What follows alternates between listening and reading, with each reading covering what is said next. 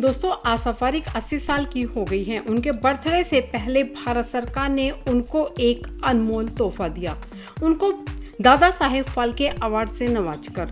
आज हम आपको आशा पारेख के बारे में कुछ अनसुनी बातें बताएंगे। आशा पारेख का जन्म गुजराती परिवार में हुआ था। उनके पिता हिंदू थे और माँ मुस्लिम। माँ का नाम सलमा पारेख और वो एक बोहरा मुस्लिम परिवार से थी और उनके पिता गुजराती हिंदू फैमिली से थे। दोनों ने जब शादी की तो उनका ज्यादा विरोध नहीं हुआ था। आशा पारेख इकलौती संतान थी अपने माता पिता की और बचपन से ही उनकी माँ ने उनको क्लासिकल डांस सीखने के लिए डांस स्कूल में भेजना शुरू किया था। और जब आशा पारेख थोड़ी बड़ी हुई तो उनके मन में हीरोइन बनने की तमन्ना जागी और उनको बॉलीवुड की फिल्मों में चाइल्ड आर्टिस्ट तौर पर काम मिलना शुरू हो गया। 1952 से उन्होंने बाल कलाकार के तौर पर काम करना शुरू किया। 1959 में आशा पारेख बतौर एक्ट्रेस बॉलीवुड में लॉन्च हुई। उनकी पहली फिल्म थी दिल देके देखो और शम्मी कपूर उनके हीरो थे। उनकी पहली ही फिल्म हिट रही थी। उसके बाद आशा पारेख ने देवानंद के साथ काम किया। उन्होंने राजेंद्र कुमार के साथ भी काम किया। उन्होंने सुनील दत्त, धर्मेंद्र समेत उस दौर के सभी एक्टर्स के साथ काम किया। एक साल में आशा पारेख की 4 फिल्में रिलीज होती थी और उनकी ज्यादातर फिल्में हिट रही, जिससे उन्हें 60 के दशक की हिट गर्ल का नाम दिया गया।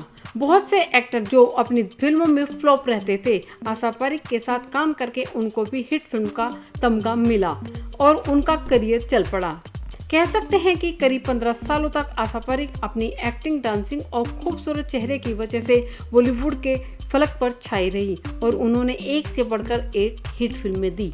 1975 के बाद से आशा पारेख के करियर में ढलान आने लगा और फिर साइड एक्टर्स के रोल मिलने लगे। उनको हीरो की भाभी, माँ या बहन वाले किरदार मिलने लगे। बहुत दिनों तक उन्होंने इस किरदार को करने से इनकार किया, लेकिन बाद में उनको ऐसे किरदार करने पड़े। आशा पारेख की निजी जिंदगी की बात करें तो उन्होंने कभी शादी नहीं की। किसी बॉलीवुड एक्टर के साथ उनका अफेयर नहीं हुआ। उनका दिल आया था डायरेक्टर नासिर हुसैन पर, जिनकी बहुत सारी फिल्मों में आशा पारेख ने काम किया है। नासिर हुसैन पहले से शादीशुदा थे, इस वजह से आशा पारेख और नासिर हुसैन की शादी नहीं हो पाई।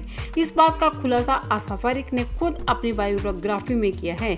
उन्होंने खुद बताया कैसे वो उनके प्यार में थी, लेकिन वो उनका घर नहीं तोड़ना चाहती थी। इस वजह से आशा पारेख ने उनसे शादी नहीं की। उसके बाद उन दोनों ने दूरियां बना ली।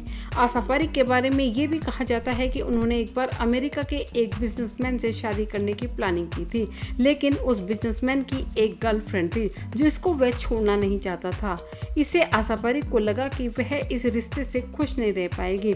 तब उन्होंने वह प्यार वाला रिश्ता भी तोड़ दिया। आशा पारेख ने बाद के दिनों में अपना एक हॉस्पिटल खोला। उन्होंने एक बच्चा अडॉप्ट करने की भी कोशिश की, लेकिन जिस बच्चे को वह अडॉप्ट करना चाहती थी उस बच्चे में कुछ बर्थ इफेक्ट थे, जिस वजह से डॉक्टर ने उन्हें इस बच्चे को अडॉप्ट करने से मना कर दिया, जिससे फाइनली आशा कभी भी माँ भी नहीं बन सकी। आशा पारेख का आशा नाम से एक सांताक्रूज में हॉस्पिटल है, जिसका पूरा कार्यभार वह खुद देखती है। इसके अलावा सेंसर बोर्ड की भी अध्यक्ष रही है। जब वह सेंसर बोर्ड की अध्यक्ष थी तब उनको लोगों ने हिटलर तक का नाम दे दिया था, क्योंकि उन्होंने उस दौर में फायर जैसी फिल्मों को हरी झंडी दे दी थी। यह फिल्म जेठानी और देवरानी के आपसी रिश्ते पर बनी थी, जिसका बहुत विरोध हुआ था। जब आशा पारेख ने इस फिल्म को नहीं रोका तो उनके खिलाफ भी आवाजें उठानी शुरू हो गई थी।